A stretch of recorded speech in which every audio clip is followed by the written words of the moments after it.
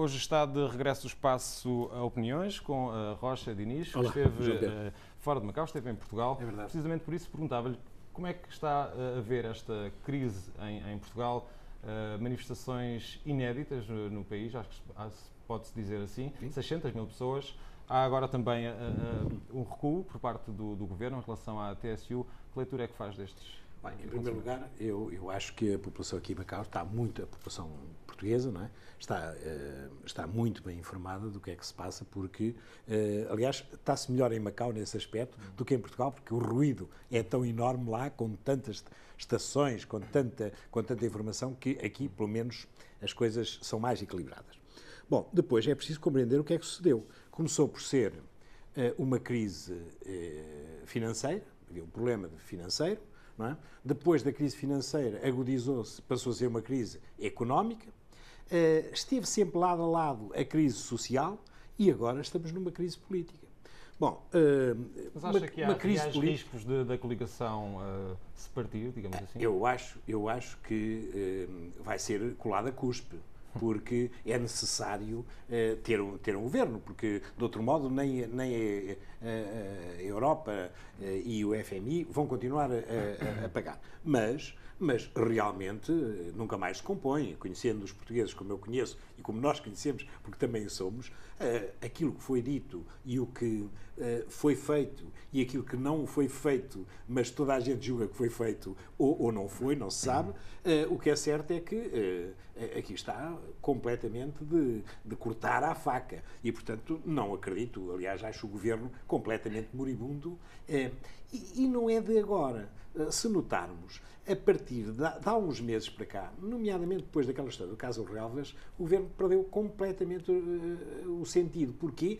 Porque é ele que lidera o grupo de reflexão política. Ora, esse grupo de reflexão política deixou de existir. Pronto, eu tive a oportunidade de estar com umas pessoas lá que estão dentro desse grupo e apercebi-me das fragilidades com que as pessoas neste momento vivem, porque, pronto, não sabem o que é que vai ser o amanhã. Bom,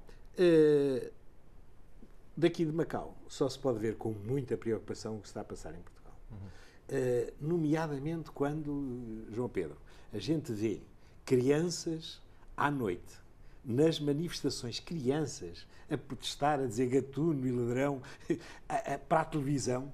Isto significa que também há ali uma doença que não tem a ver só com a parte económica, financeira e política. Há ali uma outra doença porque realmente não é uma coisa que se possa fazer, não é uma coisa que se deva fazer.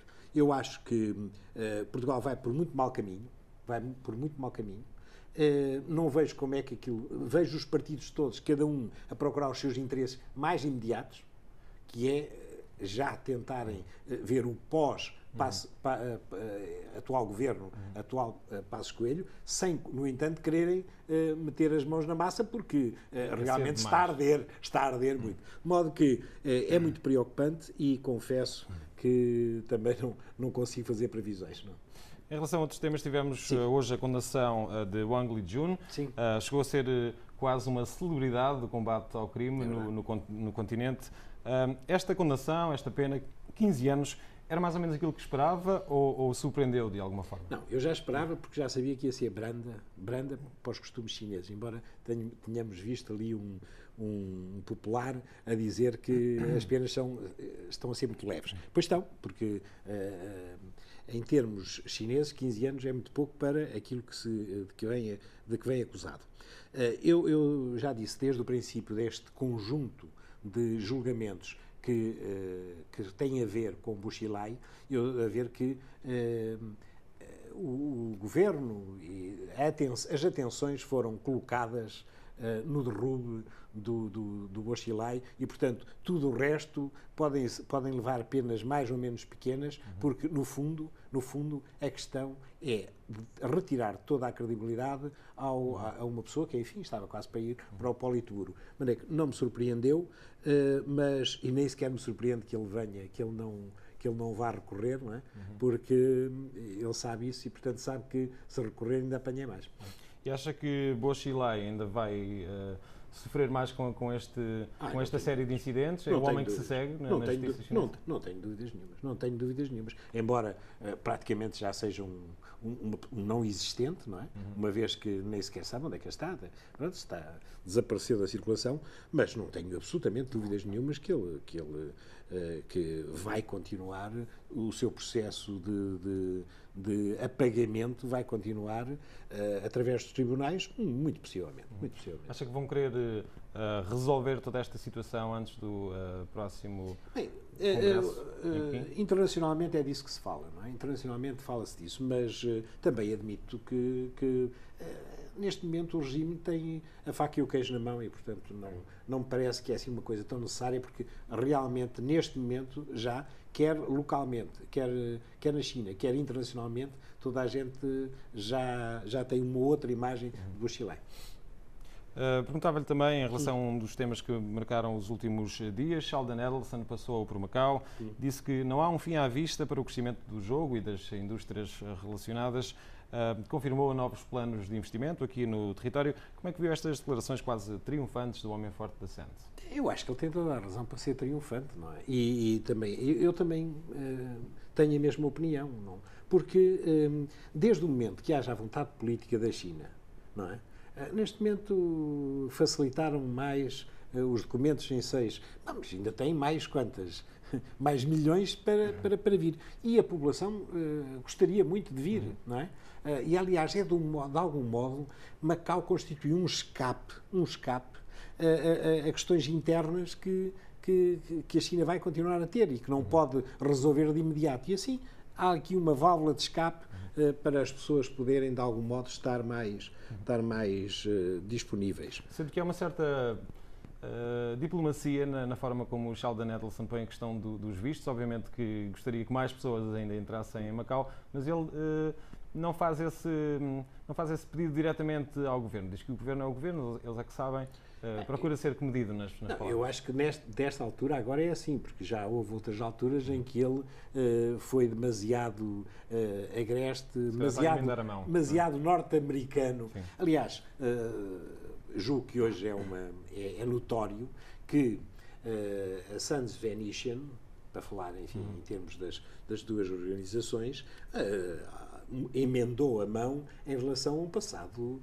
Aqui em Macau emendou bastante a mão e adota hoje uma tentativa de conquista da população local de forma muito diferente daquilo que era anteriormente, em que era demasiado americano. Como sabes, os americanos o que fazem normalmente é que quando há um problema, quando há uma solução, quando querem qualquer coisa, entram por aí fora de qualquer maneira, não é? Aqui as pessoas perceberam isso e obrigaram-nos a acalmar. Eles têm que perceber que nem toda a gente é o Afeganistão, não é?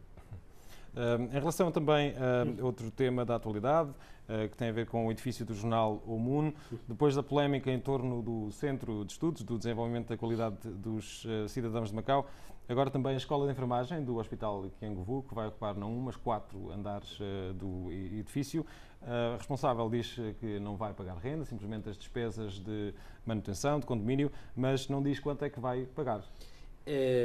Acha que é só isso que está em causa? Não, eu por acaso, em relação a isto, o que eu acho que está em causa é outra coisa e eu depois já falo.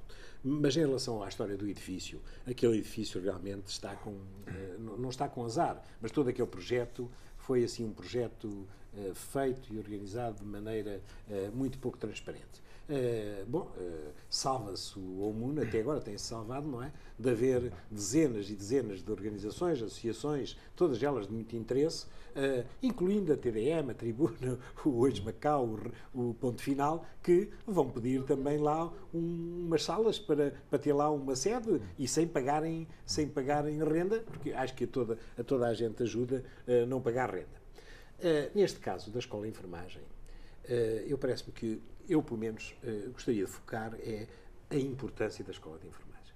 Porque em Macau teve uma Escola de Enfermagem. E depois, aí nos anos 90, resolveram acabar com a Escola de Enfermagem. E hoje, viu-se depois, que, e por questões monetaristas, foi o governo para não gastar dinheiro, era mais fácil virem das Filipinas, não vale a pena estar agora aqui e tal. Bom, com isto, evitou-se, ou antes, criou-se um enorme problema na área da saúde, porque é preciso ter enfermeiros locais.